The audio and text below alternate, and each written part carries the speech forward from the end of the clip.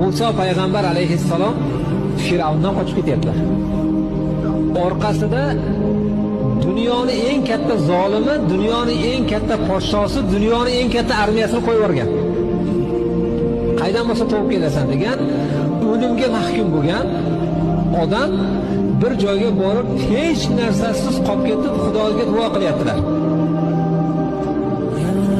Robbi inni lima anzalta ilayya min khayrin faqir. Ey Robbim, sendan keladigan yaxshilikka muhtoj bo'lib qoldim. Duoni ko'rdingizmi? Shunaqa deb duo qiling Xudoga. Xudo o'zi biladi sizga nima muhtojligini, nima kerakligini.